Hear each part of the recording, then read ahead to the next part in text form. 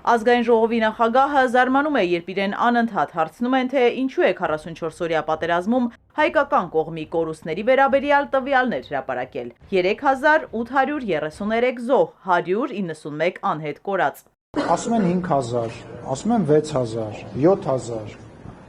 տեղ-տեղ 10000 են ասում, ձեզանից որևիցե մեկը չի գնում,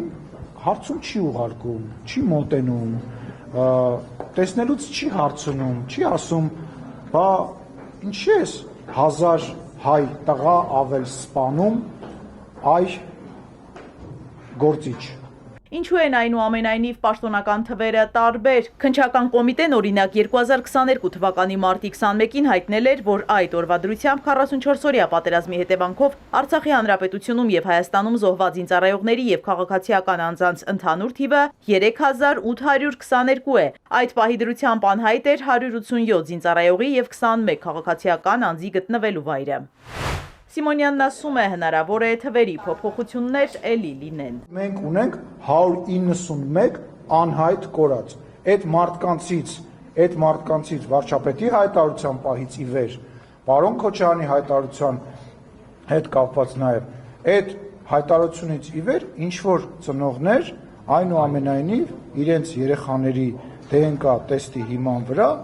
վերցրել են մասունքները եւ այդ թիվը այտենց փոփոխություն ապրել։ Իսկ ինչու է որոշել հրապարակել իր պնդմամբ արդեն հայտնի թիվը։ Խոսնակն ասում է, երիտասարդների հետ հանդիպումն է իրեն դրդել, արձագանքել դիվիդենտներ հավաքողներին։ Ուսանողներից մեկը հարց տվեց, մեջը օգտագործեց այդ 5000 թիվը, ասի սենց էլ չի լինի, ես պետք է հրապարակեմ այդ թիվը,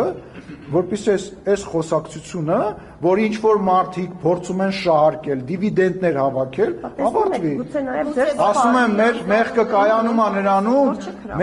կայանում է նրանում, որ մենք շատ ավելի պատասխանատու մոտենալով հանդերձ, այդ թվին, այդ սուտ թվին, թիվ չենք հակադրել։ Okay, սխալ արեցինք։ Ընդդիմությունը պահանջում է բոլոր զոհերի անունները հրապարակել։ Դա ճիշտ չէ, ասում է Ազգային ժողովի նախագահը, անձնական տվյալներ են։ Չես կարող 4000, 3833 գումարած 191 անհայտ կորածներին միավորես իրար, ասես, հիմա մյուսը ասել եք անհայտ կորածների անունները եւ այլ, պետք չէ դաշտ մտնել։ Հարցազրույցի մյուս մասում Սիմոնյանն անդրադարձավ նախընտրական արշավին, բանավեճերի մարտահրավերներին ու ասաց իր կարծիքով այսօրվա պարլամենտական ընդդիմությունը պետք է շատ ակտիվ պատրաստվի 2031 թվականի ընտրություններին։ Իզաբելլա Հովհաննիսյան, Էպիկենտրոն։